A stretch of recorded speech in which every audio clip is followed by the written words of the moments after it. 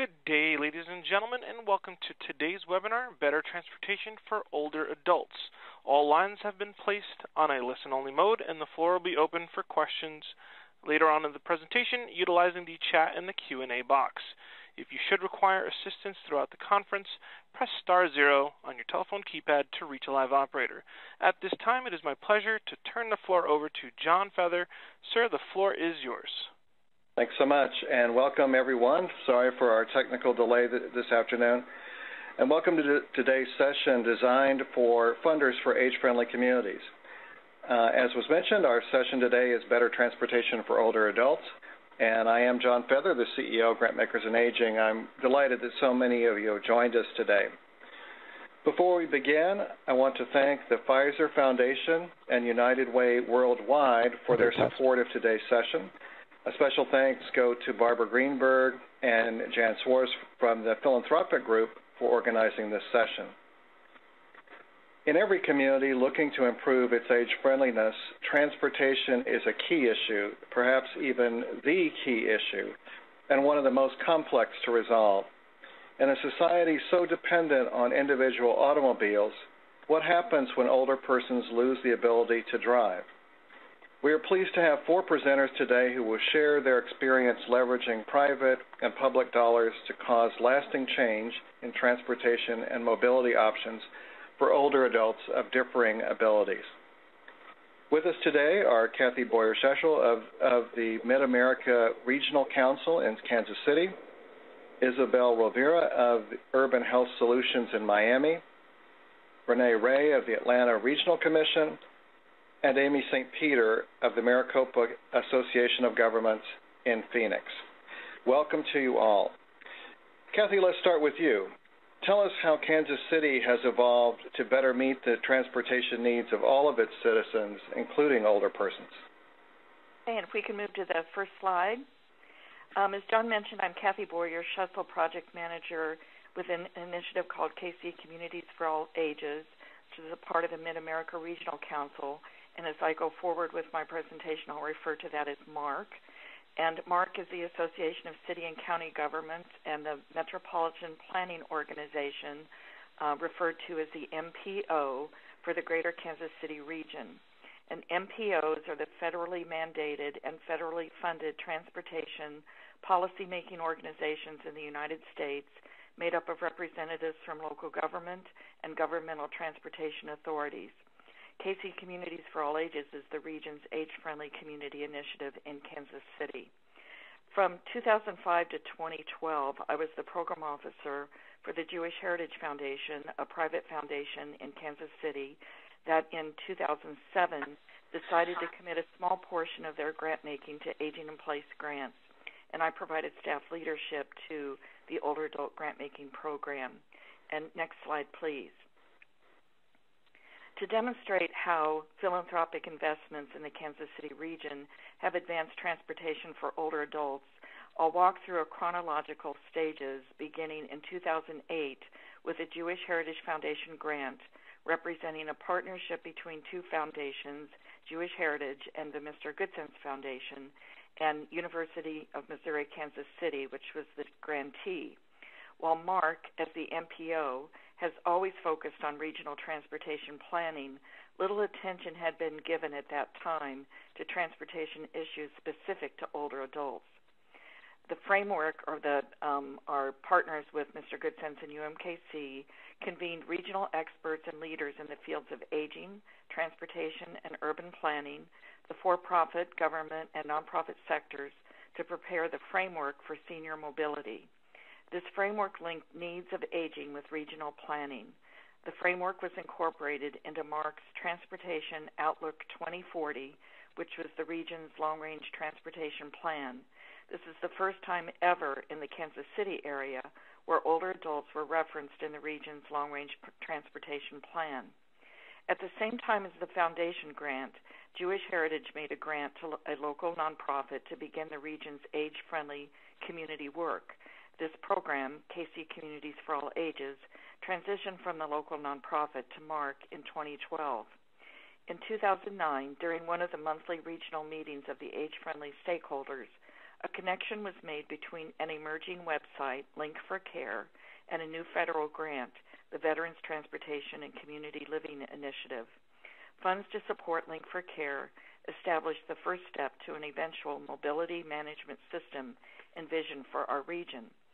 In 2012, with the Community Agenda Grant, funded through Pfizer Foundation in partnership with Grantmakers in Aging, the KC Communities for All Ages Initiative, in partnership with the Framework for Senior Mobility Leadership and Mark's Transportation Department, convened regional transportation stakeholders to develop an older adult transportation mobility action plan.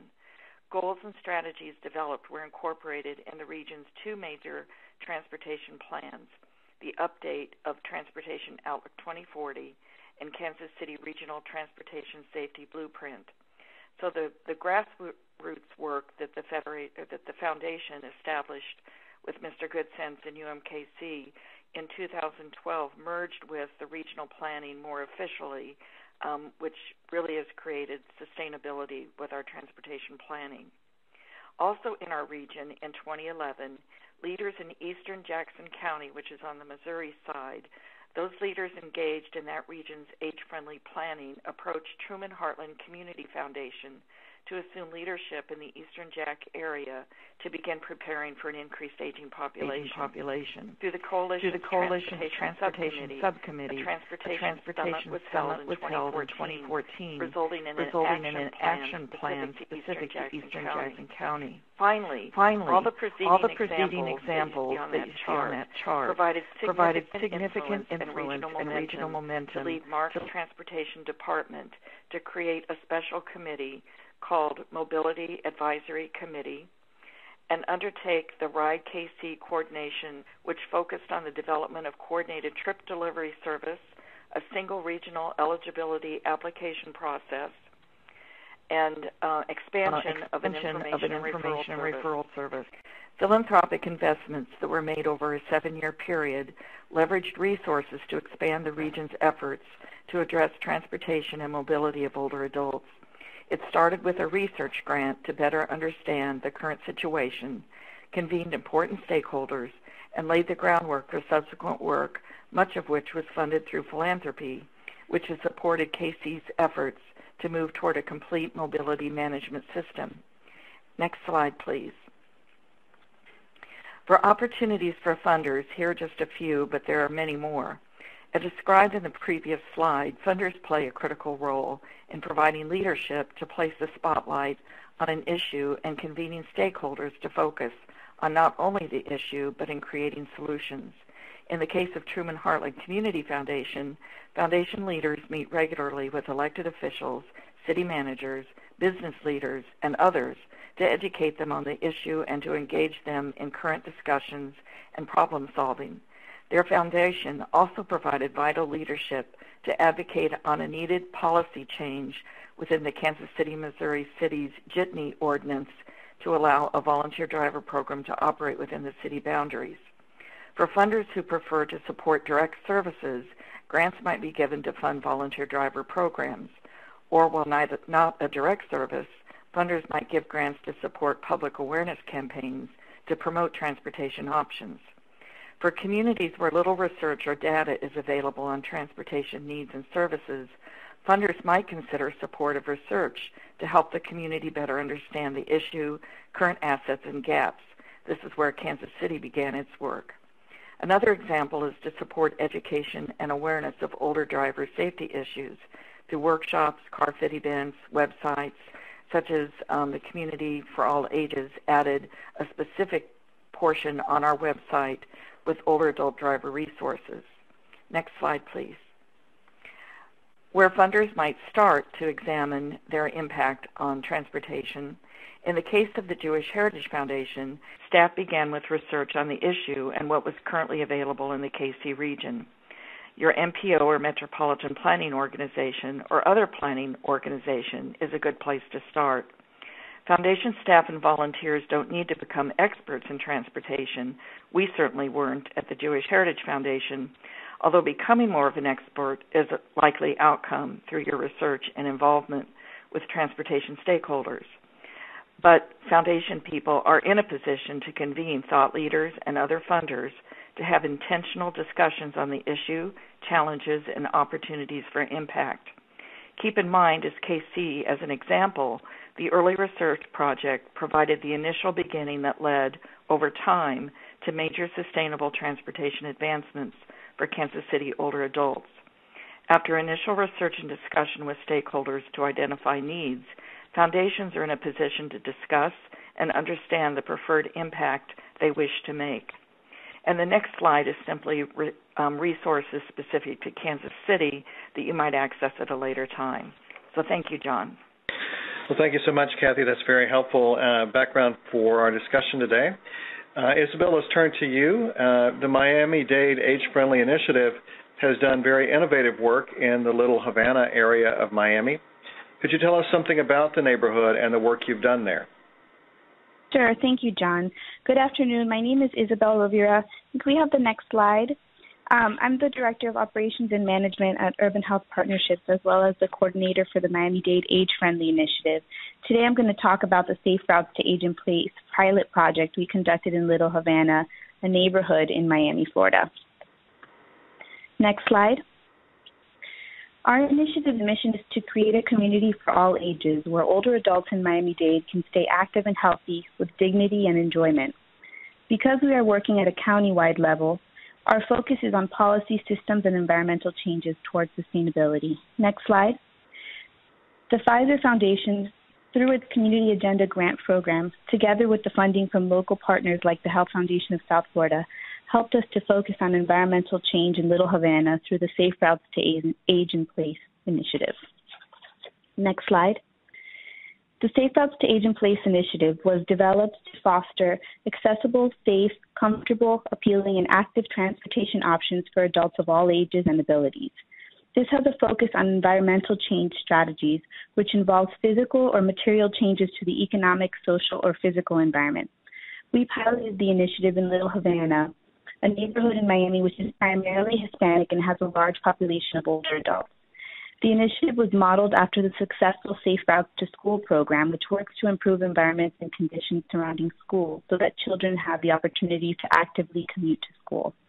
Safe Routes to Age in Place expands that model to apply it to all ages, with the center of the focus area being where residents live and ensuring that they have safe routes to their basic needs, with an ultimate goal to support healthy aging and aging in place through mobility.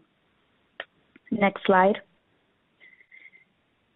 Since this project was modeled after Safe Routes to School, we used an evidence-based 5E approach to work on increasing mobility for older adults. This includes engineering, education, encouragement, enforcement, and evaluation. This 5E model is also used by NPOs and other organizations in planning processes. Engineering refers to how the physical environment can be designed to create safer, more convenient connections to the community and to local resources and services. Enforcement refers to the laws and policies that keep us safe, whether it's regulating driving, pedestrian, or criminal laws. These can help improve our environment. Education refers to increasing knowledge about transportation safety and access to daily needs, so you can live in your community confidently and independently for as long as possible. Encouragement refers to promoting and advocating for safe, multimodal transportation and use of community resources and services that would facilitate an older adult's ability to access daily needs. And evaluation is measuring the results or outcomes of the efforts or steps taken as part of the initiative program. When thinking about the 5Es, we also want to consider partners in each area, such as NPOs, local police departments, nonprofits, and advocacy organizations related to each. Next slide. Our participatory approach was based on this 5E model. And first, we reached out to all of the communities for lifetimes in Miami-Dade and community stakeholders to assess interest. We assessed conditions based on data and neighborhood readiness. We looked at safety, so the pedestrian crash rates in specific areas in Miami-Dade. We looked at density. Where were older adults located? Approximately 21% of Little Havana residents are age 60 or older compared to the county's average of approximately 14%. Where was there a need? Where was there a higher concentration of individuals living without a car? Overlaying these three criteria, they all converged in Little Havana as a logical place to start, as well as readiness. The connections and stakeholders that we had in the community made this an ideal place to pilot the project. Once we selected the locale, we identified key partners, which helped us identify Vista Alegre, an older adult home in Little Havana, as our target residence. Our approach included 4 key elements of engagement. First, we began a dialogue with the community of older adults there about the problems that they had related to transportation. We talked to them about the 5 E's and empowered them to talk about what barriers there were to mobility in their community. Next, we experienced the obstacles to walking and getting around without a car through 2 walking audits, one technical and one with the older adults in the community. Next, we gathered a group of decision makers in all 5 E's to meet with the older adults so that they could communicate their barriers and needs to decision makers in all of these sectors. Some of the stakeholders included the police, the Neighborhood Enhancement Team, Miami-Dade Transit, the Florida Department of Transportation, the Department of Health, the Mayor's Office, the Miami-Dade MPO, the city, and our local Alliance for Aging. Finally, we facilitated a working group to follow up on issues and achieve desired outcomes. Next slide. Some of the outcomes and successes of this engagement are outlined here. From the last meeting with stakeholders and decision makers, we developed a list of action items, both short-term and long-term. We formed a virtual advisory committee to focus on the list for review and accountability. As the committee met, we saw steps to address concerns. In particular, short-term, low-cost, and high-impact items were addressed immediately, such as trip hazards. Other studies by stakeholders also began after this process in the same area. We believe that this project helped influence the study of the 8th Street pedestrian corridor, which was done recently, and now has 10 crosswalks being slated for Calle Ocho. About half of these match up with the area that we looked at in our project. This study will help shape future long-term improvements along Calle Ocho. We were also able to empower local residents to speak on issues related to transportation and mobility. And the residents even asked us to help advise some of SDOT's improvements elsewhere in the community. We helped them get in touch with the right contacts. We also developed a digital resource guide that other communities will be able to use to establish similar programs in their neighborhoods. This is available at saferoutetoageinplace.org. Also, an article was published on the process and findings of the study in the Journal of Gerontological Nursing, entitled An Audit of Diverse Community for Safe Routes to Age in Place, which we hope will encourage other communities to engage their older adults in the planning process. Furthermore, we developed an age-friendly business district. This came as a result of us asking residents how we could promote mobility, physical activity, safety, and health among generations, and specifically in Little Havana. What residents said would motivate them to get out and walk and be mobile was to have places and businesses to walk to within reach and with discounts just for them. Our virtual advisory committee suggested looking into developing a business district. As a follow-up to our initial project, we piloted an age-friendly business district in that area surrounding Vista Alegre with 29 businesses as part of the pilot. We also just learned that this project has been included in the WHO database for age-friendly practices, so we hope that we'll be able to share our model with a wider audience. Next slide. Some recommendations for funders. As a result of this, some of the recommendations for funders who want to take the next step on sustainable transportation and mobility to benefit older adults include ensuring that there is a need and readiness for this type of work and that the selection of the audience is data-driven. Ensuring that grantees are engaging older adults in the process through participatory approaches, or that they are somehow empowering older adults to help them build skills for change. Investing in policy systems and environmental type changes in the community that are either at the policy level or part of an ongoing plan, or make physical changes to the community that you can see. Investing in projects with evidence-based approaches that will help ensure success. Considering partnering with stakeholders in different E's and E's that you might have not considered in the past, and considering low-cost, high-impact projects that can help spur sustainable change. Next slide. Thanks so much for your time today. Older adults in our community want to be mobile and stay connected, and they want to be safe doing it. We think our project is one way to help seniors learn to advocate for their needs and for us to understand them toward enacting change. You can learn more about the initiative at agefriendlymiami.org or by visiting us at Facebook or Twitter. Thanks, Vicki. Thanks so much, Isabel. It's a very exciting project and is getting a lot of attention, which is a great thing. Before we go on, I want to remind our audience that you can enter your questions in the box that's labeled Q&A. If you drop that box open, you see there's a segment there for questions to be typed in. I will be addressing those to our panelists just a little bit later. So go ahead and start doing that if you would.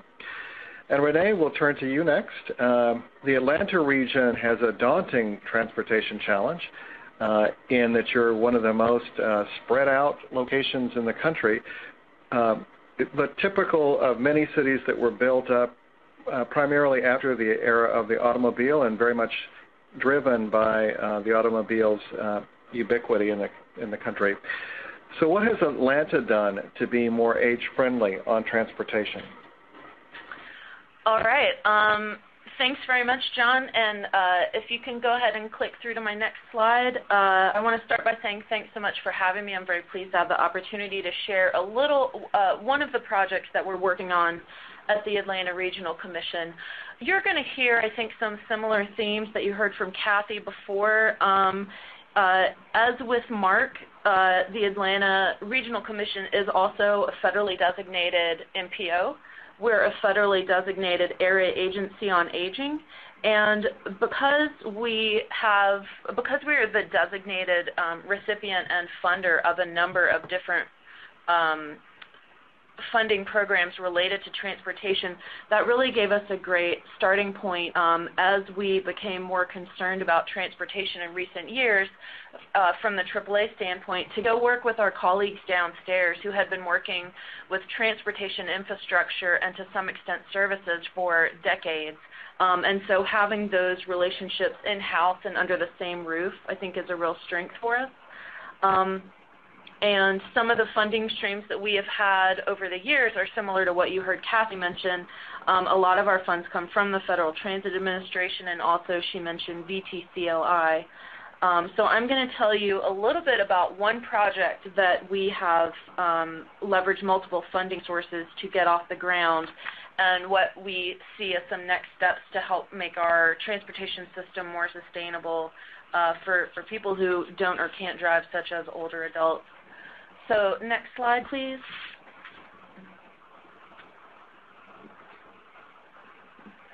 So as Kathy mentioned, around 2007-2008, we wrote our first plan for human service transportation, which is transportation for older adults and other people with disabilities and non-driving populations.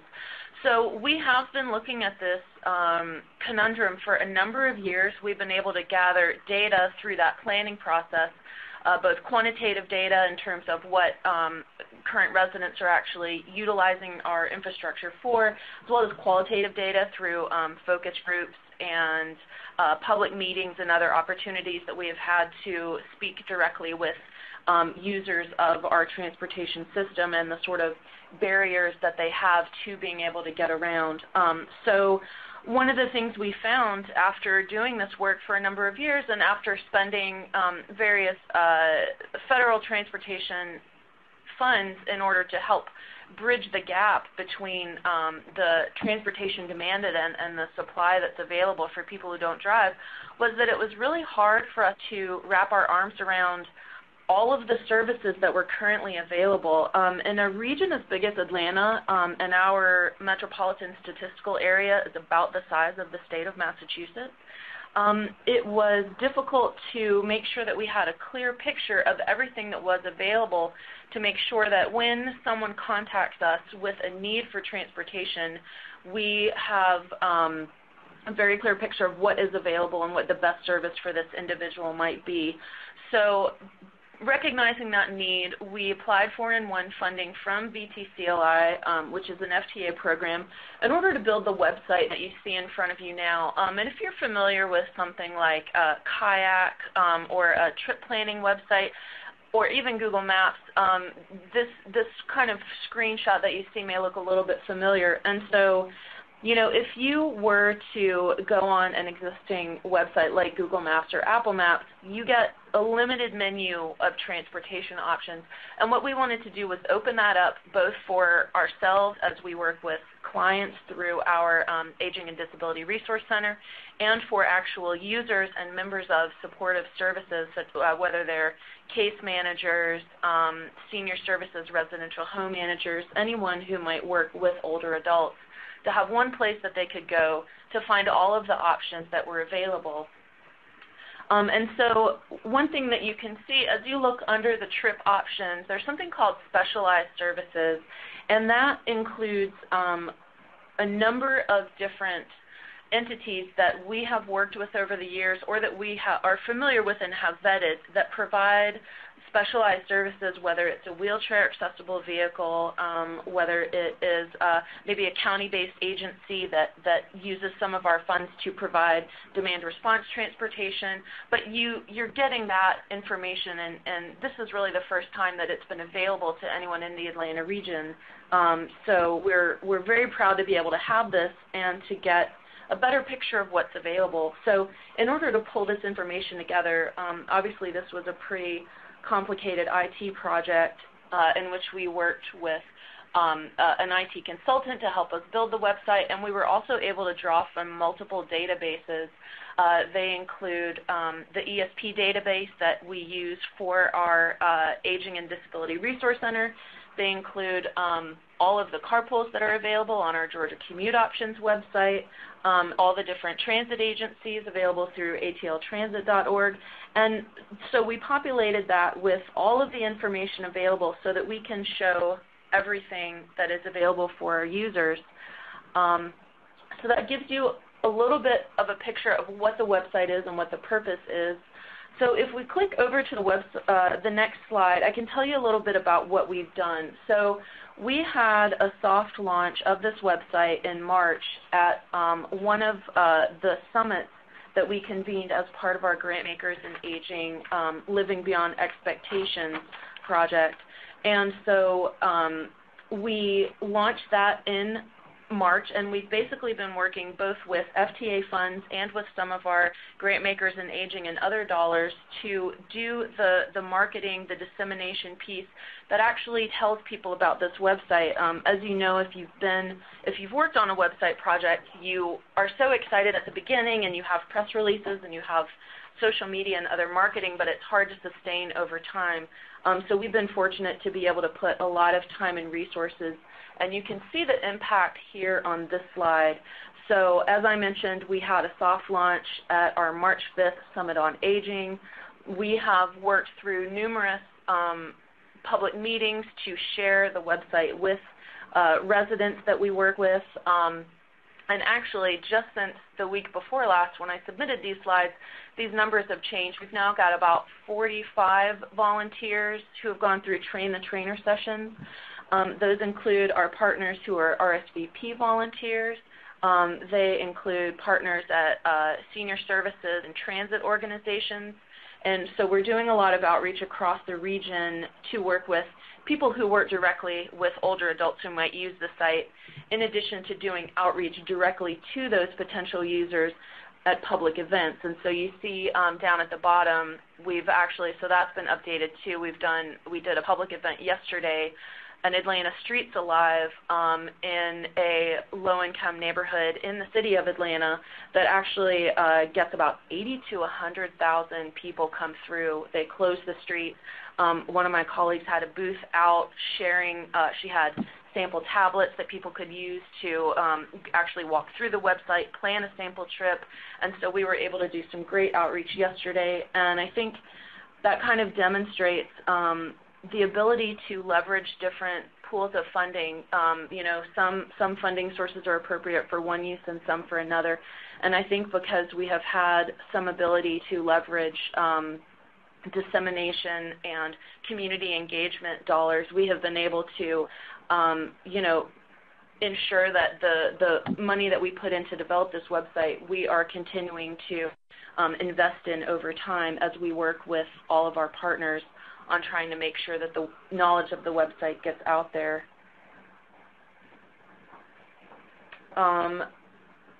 And right now the website is a scheduling website, but we're actually going to start working with Ray Connection in Portland, Oregon.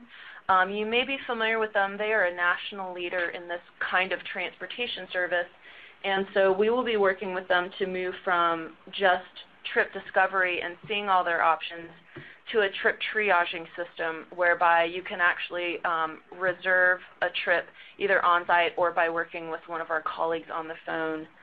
So let me wrap up with the next slide, please.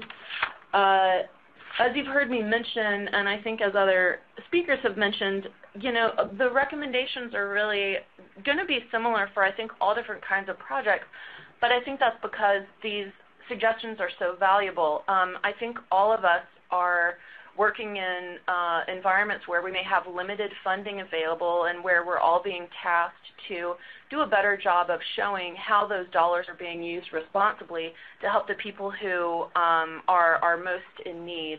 And so to the ability that we can leverage multiple funding streams, I think we can create something that is greater than the sum of its parts. And then my second recommendation would be to develop multidisciplinary partnerships. We really benefit at ARC from having, you know, social workers and gerontology associates and people with a variety of specializations in aging, as well as having colleagues downstairs who are coming at it from a transportation planning perspective, who have different ideas about what data is available and what is needed. So to the extent that you bring partners to the table with different viewpoints and different ideas and different things to contribute, I think that also helped us be as successful as we have been. So you can see the website for for Simply Get there at the bottom, and I think our slides will be sent after with my email address if you have any more questions. But thank you. Thanks, Renee. That's very helpful for an interesting project to reach out to consumers directly. And last but certainly not least, Amy, let's turn to you. Maricopa County, where Phoenix is located, is the size of the state of New Jersey. So how do you tackle the challenges of senior transportation in such an enormous area? Hi, John. Thanks so much. This is Amy St. Peter, and if you could please forward to the next slide. That would be wonderful, and we can go ahead and get started. We'd like to thank the Pfizer Foundation and Grantmakers in Aging for their support and also the opportunity to be present here, and we're very eager to learn from our colleagues as well as from the participants on this webinar. Like Kansas City and Atlanta, the Maricopa Association of Governments is both the Council of Governments and the Metropolitan Planning Organization for Maricopa County. As the MPO, that means that we're very focused on transportation. As a Council of Governments, that means that we can have a broader focus and can take on other issues such as human services. Ultimately, we're a voluntary association of the cities and towns, and these two models are present throughout the country. So every single community will be addressed by either the Council of Governments or by their local MPO. And so if you aren't already working with them, we encourage you to absolutely reach out to them. I've been with the Maricopa Association of Governments for 11 years now, 10 years as a Human Services Manager, and just recently was promoted to Assistant Director. In that role as Human Services Manager, I personally staff the Arizona Age-Friendly Network with a great team, both internally and externally, and really focus on coordinating activity, not dictating activity. Again, really focusing on that voluntary aspect of our association. If I could have the next slide, please. We're all focused with both a challenge as well as an opportunity. The challenge for many foundations is that they don't necessarily fund transportation, but at some point they realize that they're limited in their ability to meet their core mission if they're not addressing those transportation concerns. The opportunity is in reframing, and we are presenting this map to help with that reframing. So most often people will think about their funding, their guidelines, and think perhaps first about their target population. And so this map shows the households with someone who is 65 plus and they don't have a vehicle. And so if older adults are your primary population, then those are the layers of green in the map. It's also very common to think about any other funding parameters, such as if you're a foundation, for example, very interested in the performing arts or in libraries or in community centers or in gardens or in healthcare. And we have those different designations located throughout our region. This is a map of Maricopa County. And so you might think of your world in terms of your population and the destination that you're trying to get people to. But the interesting part, though, is when you reframe that picture and you overlay the transit and you overlay the transportation systems located within your region. And so that's what we've done with this map. You'll see the kind of tan lines, those are the transit lines, those are the bus routes, and the thicker black lines are the freeways, which as a car-dependent area, we very commonly think of transportation in terms of our roads, in terms of our freeways. But the map shows the intersection between your population, your destination, and the way that people get there. And transportation addresses that. And so you can see some parts of the region are fairly well covered by transit, although there's always other considerations such as times of service, how long someone has to walk from their home to the bus stop. But you can also see that there are portions of the region that are not at all served by transit and honestly will never really be very well served by transit given the current funding environment and the existing development patterns. And so that's where the opportunity comes in. You can look at these destinations as your entry points, as the way that you can fit funding transportation within your foundation guidelines, because transportation ultimately is a means to an end. It's not the end itself. And so if you consider transportation in the way that it impacts your population and your core mission, you'll find that perhaps transportation could be a viable funding opportunity for you. For example, one of our local foundations, the Virginia G. Piper Charitable Trust, doesn't fund transportation. If you go online, pipertrust.org, and you look at their website, I don't know that you'll necessarily find transportation anywhere on there. But they provided the seed money for our Transportation Ambassador program, which is very successful and is continuing on thanks to its access to federal funding sources. The Piper Trust has also provided the cash match, and they continue to be a partner with us on Community Agenda for these past 3 years moving into the future. So while they don't fund transportation, they do fund programs that serve older adults, and we've been able to partner as a result of that. And transportation in our experience, is often one of the biggest needs that older adults face. And so if you're working with older adults, chances are, directly or indirectly, you're also addressing transportation. Next slide, please. And so if we zoom in then to the Northwest Valley, it becomes very clear that we have many amenities and very few transportation options, but we do have some very deep pockets. The darker green represents the older adults who do not have a vehicle and who are therefore transportation dependent, but they don't have transportation options in terms of a transit system, in terms of that bus system. And so the local nonprofits working in that area very quickly realized that while transportation was not part of their core mission, the lack of transportation was limiting their ability to achieve their core mission. And so two local nonprofits, Benevilla and Sun Health, again, transportation, you will not find it at all in their mission, realized that they needed to work together to form a third nonprofit called Northwest Valley Connect. The role of Northwest Valley Connect as a private independent nonprofit is to serve the transportation needs of older adults within the Northwest Valley. They were launched with support from the Piper Trust as well as the Pfizer Foundation, and they have been able to transition to a federal funding source, Section 5310, which is available throughout the country. The purpose of Section 5310 funding is for agencies that transport older adults and people with disabilities. So again, a very nice overlap between the populations that receive assistance from foundations as well as from the federal government. They've also been able to tap into support from the City of Surprise, and they've been able to move forward really with public sector funding now as a backbone for what they do in terms of their operations, and they're still tapping into local foundations and other kinds of support to enhance their projects and to be able to expand new programs. The foundations were very important for providing that seed money and to help out with those ongoing expansions and evolutions of the program. So it's very important. Next slide, please. In terms of the kinds of impacts then that we're seeing, we have our Arizona Age-Friendly Network, and the goal of that network is to better connect older adults with people of all ages, keeping in mind that most often transportation is a significant need. We've launched the 3 pilot sites that you see kind of in the western portion of that compass, and we've been able to do so because of support that you see in the eastern portion. The older adults themselves, though, are always our North Star. They're always the consideration, the priority that really drives all of our work. And as a result of all of these different directions, we've been able to keep the Arizona Age-Friendly Network moving and making an impact in our communities. Northwest Valley Connect in particular, in an 11-month time period, they have addressed more than 1,000 calls for service and information and referral. They're directly providing rides as well as referring to other agencies that can assist. And they have received about $121,000 in federal funding that will support them moving into the future. The network has been very active in terms of its outreach, and we've reached just about 68,000 people, whether they're going online or attending our events or they're coming to our meetings. The three functions of the network are those trainings, an annual conference as well as a monthly webinar series, our website, www.connect60plus.com, as well as the technical assistance that we provide to communities. If you could go to the next slide, please.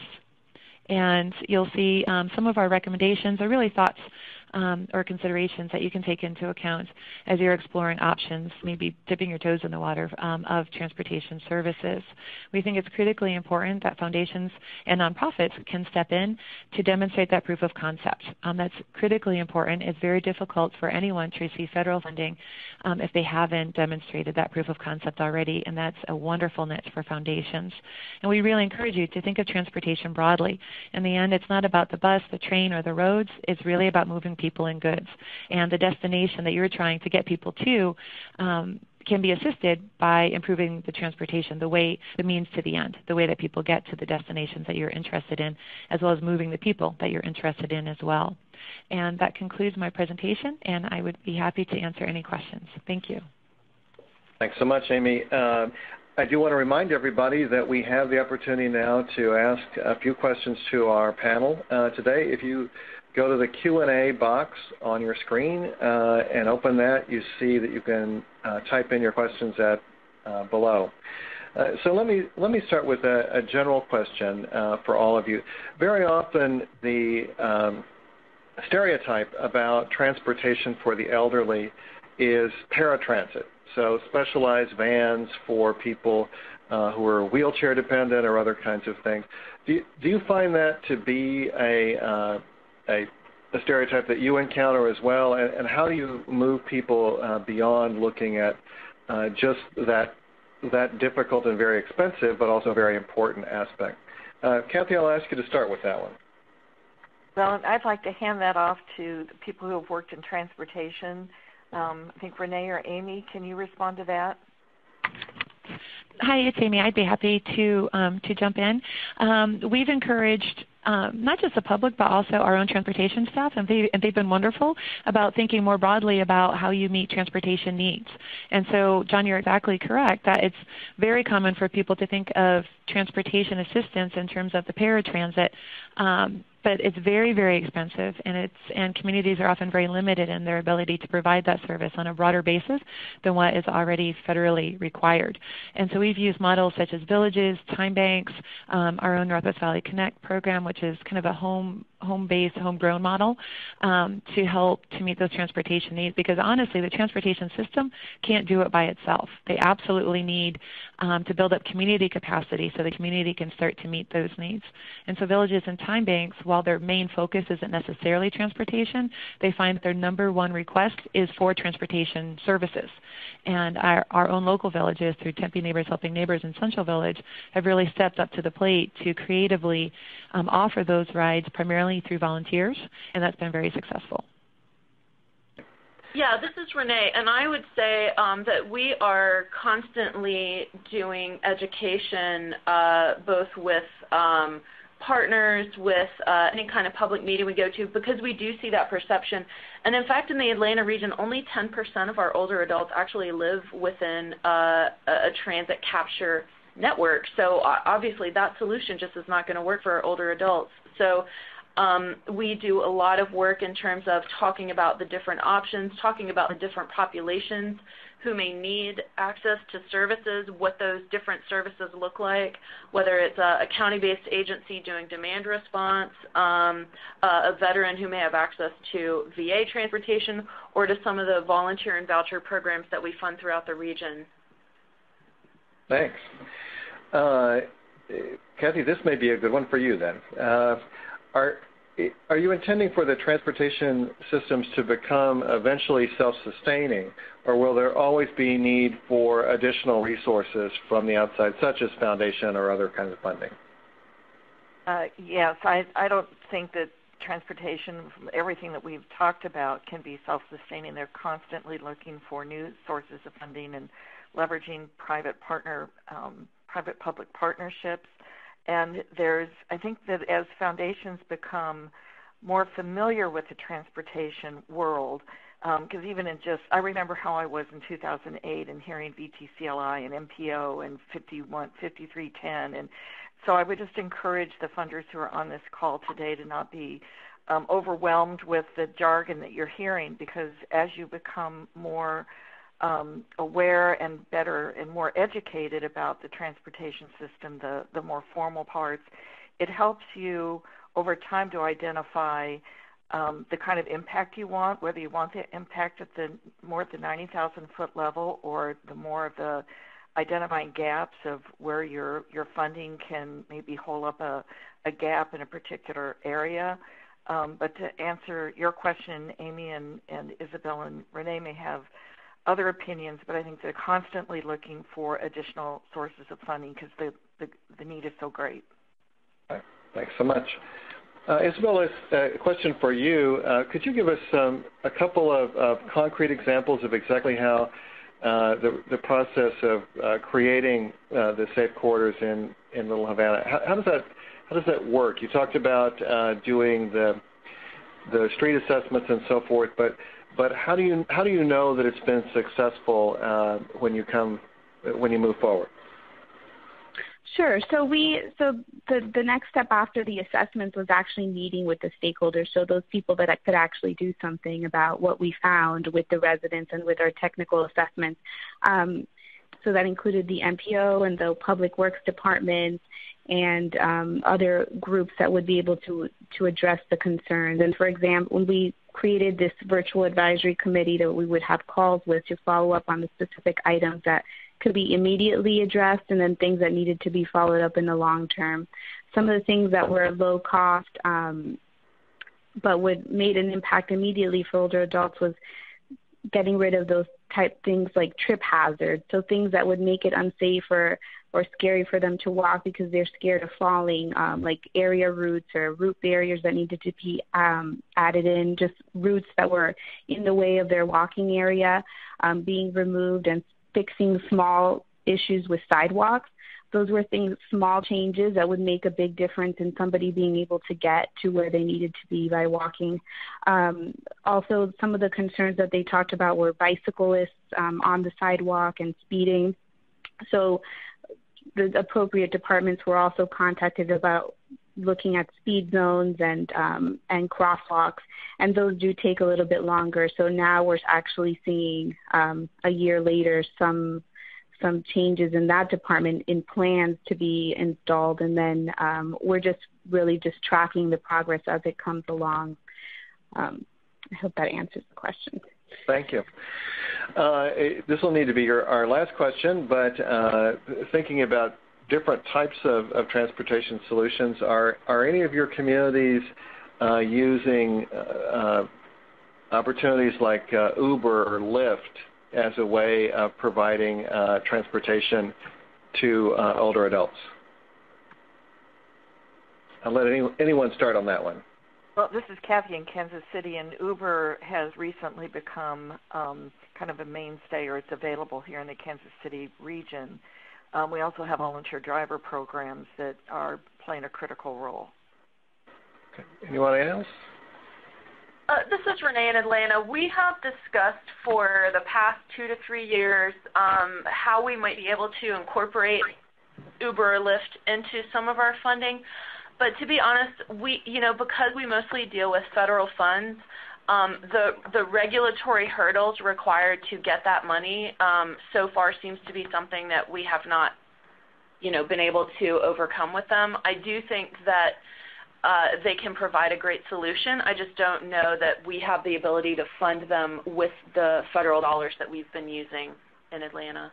Okay, thanks.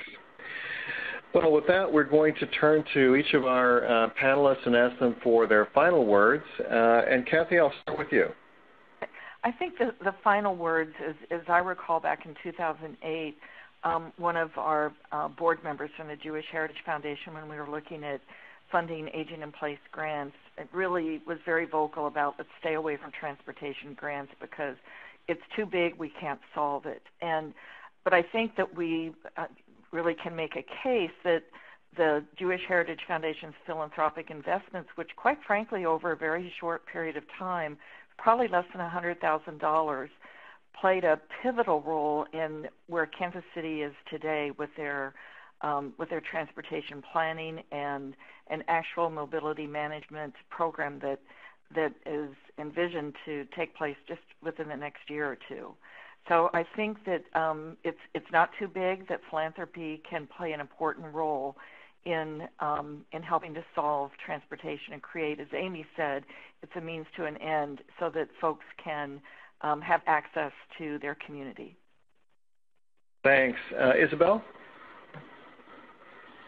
So to echo what Kathy said, it may seem very daunting, but there's specific things that can be done that are steps in the right direction. So you can focus on a neighborhood or a specific area that might need it the most, or focus on a specific planning document or something that might be able to have changes in there related to older adults. So older adults are considered as the planning process continues.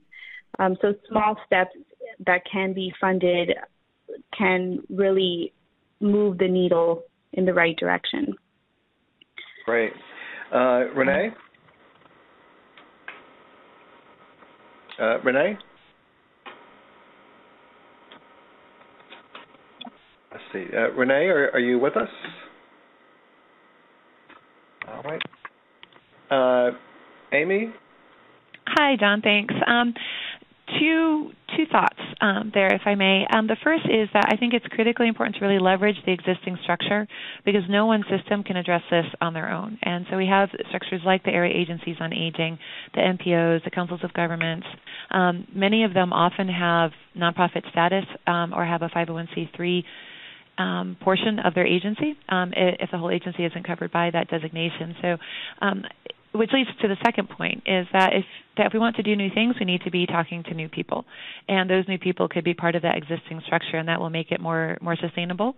And we really need the partnership from foundations because they can kind of gently nudge people that we just don't have influence over. And so often when the local foundation convenes a meeting, for example, people will come.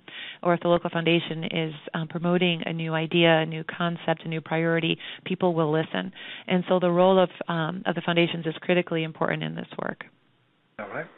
And Renee, are you with us? Okay, I think we've lost her.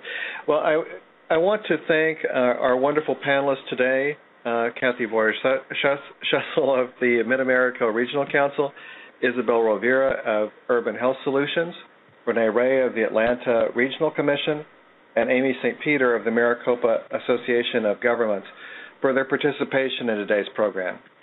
We thank you for all you do to make life better for older adults. I also want to thank the Pfizer Foundation and United Way Worldwide for their support of this program. And a special thanks go to Barbara Greenberg and Jan Schwartz for their work in organizing this session, and they're both from the Philanthropic group. We'll be making this presentation available to anyone who wishes to view it later. It'll take about a week or so. And if you can watch for the rebroadcast link on our website or contact GIA. I also want to remind you to be sure to register for the GIA annual conference coming up in Washington, D.C. on October the 28th to the 30th. Information is at our GIA website, which is just GIAGING, GIAGING.org. And finally, I want to thank all of you for participating in today's webinar. Have a great day.